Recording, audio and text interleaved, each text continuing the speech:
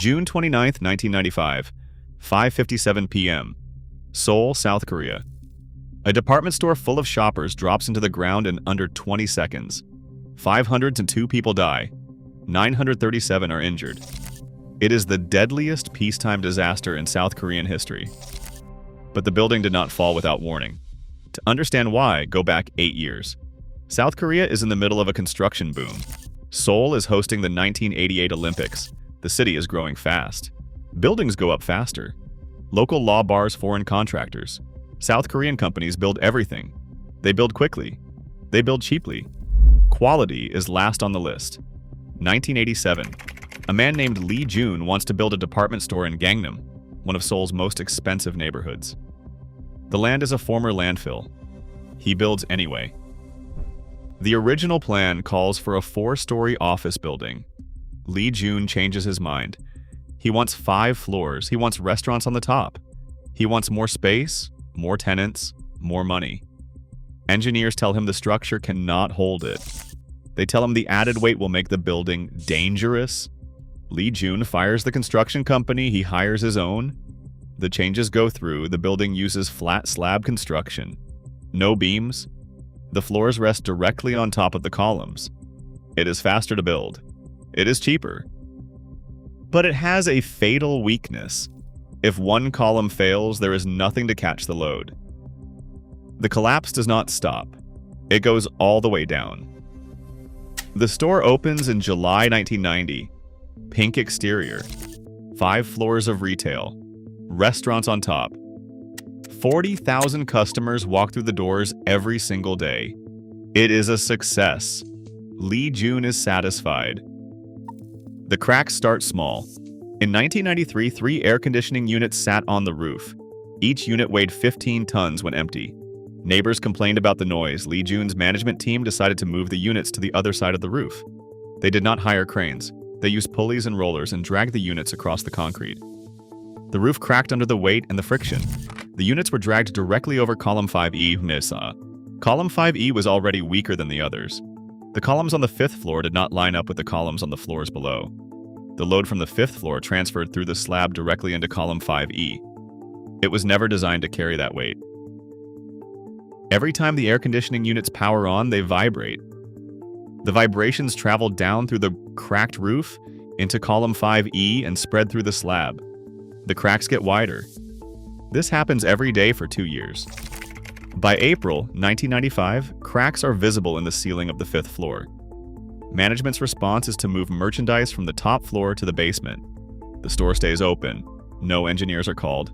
No repairs are made. The cracks keep growing. June 29, 1995. A Thursday. The store is busier than usual. At 3 in the morning, a night worker walks the 5th floor and finds the ceiling has partially collapsed. Steel beams stick through the slab. He reports it to his supervisor. The supervisor reports it up the chain. Executives receive the report. Their instruction: tell no one. Security guards and employees are ordered to stay quiet. By 7:30 in the morning, the owner of the Chunwon restaurant on the 5th floor arrives for work. She sees the ceiling. She sees the floor. Something is wrong. She calls the facilities team. By 9 in the morning, a 20-centimeter crack runs along a 5th floor pillar. The ceiling above the restaurant is visibly warped. The floor has a 2-centimeter protrusion pushing up through the tile. The Chunwon restaurant closes at 9:40 in the morning. By 10 in the morning, photos of the rooftop show the floor sinking. Tables in the restaurant area sit at an angle. The technical term for what is happening is punching shear. The slab is being pushed off the top of column 5E like a plug being forced through a hole. Civil engineers are brought in to inspect. They walk the 5th floor. They look at the column. They look at the slab. They tell management the building is at risk of collapse. The board of the Sampoong Group holds an emergency meeting. Several board members say the building must be evacuated. Every customer and every employee must be told to leave. Lee Jun says no. The store is packed. It is one of the busiest days of the year. Closing now means losing the entire day's revenue. Lee Jun refuses to give the order. The 5th floor is closed. The 4th floor is closed shortly after. The rest of the store stays open. Customers on the lower floors keep shopping. They have no idea what is happening above them. The air conditioning is switched off. Management drains the water from the cooling towers. The building is hot and humid. Customers are frustrated. Employee Yu Ji Hwan watches shoppers complain at the front counters, asking why a store as prestigious as Sampoong has no working air conditioning. The clerks do not have an answer. They were not told why. In the basement, a 19-year-old Park Seong-hyun works in the children's department. She hears that the restaurants upstairs are closed. She hears that part of the 4th floor is off limits. But the basement is open. Customers are still coming in. She keeps working. It feels like any other Thursday. At around 5 p.m., the banging starts. Loud, heavy thuds from the floors above. Not one bang, several. Each one is followed by a low groan from the building. The vibrations of the air conditioning units have done their work. Column 5E has been cracking for 2 years. The slab around it is fracturing. Some cracks are now nearly 10 centimeters wide. The sounds grow louder. At 5:52 p.m., the ceiling of the 5th floor begins to sink. Not slowly. But at 5:57 p.m., column 5E separates from the 5th floor slab. The slab drops. It hits the 4th floor. The 4th floor cannot hold the impact. It drops onto the 3rd drops onto the 2nd drops onto the 1st. The 1st drops into the basement. The entire south wing of the Sampoong Department Store pancakes from the top down. It takes less than 20 seconds. 5 floors of concrete, steel, merchandise, and people compress into a pile less than a single story high. A dust cloud rolls into the street. Glass blows outward.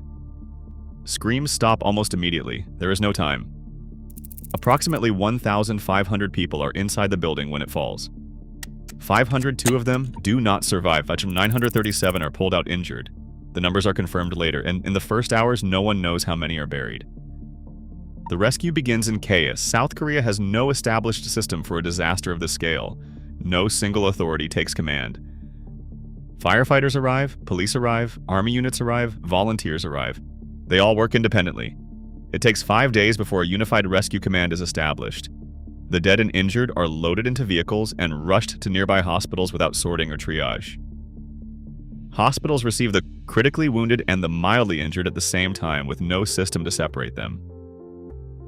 Emergency medicine in South Korea will never be the same after this night. Korea Telecom begins transmitting a signal every 30 minutes, a pulse designed to trigger any cell phone or pager that a buried survivor might be carrying. Rescuers dig through unstable rubble by hand, with tools and with careful machinery. Every hour the risk grows that another section of debris will shift. After nearly a week, city officials quietly reclassify the operation. The word rescue is replaced with recovery. Officials conclude that anyone still inside cannot have survived. The digging continues, but the expectation of finding a living person is gone. They are wrong. 18-year-old Yu Ji Hwan is trapped in a space 4.5 feet long and 19 inches wide. She has been there for 12 days. She drinks rainwater that filters down through the concrete. When rescuers reach her, she has minor leg injuries and moderate dehydration. Her first words are about wanting iced coffee. She wants to see her brother. A few days later, rescuer An is clearing debris when he stops. He lifts a piece of concrete. He hears something underneath. He does not walk away. He tells other workers to stop the machines. He leans down. He calls into the dark. A voice calls back. An moves rubble by hand. He opens a gap just wide enough to crawl through. He pushes his head torch into the darkness. Park Seong-hyun's face is right there. 17 days after the building fell, she is alive. They tell her not to worry. They pull her out and wrap her in a blanket. She has a few scratches. Park Seong-hyun survives 377 hours completely cut off from the outside world. It is the longest survival record for a buried accident in South Korean history. The investigation begins before the dust settles. Early theories point to a gas explosion. Some suggest a bomb. North Korea is mentioned. All of it is ruled out.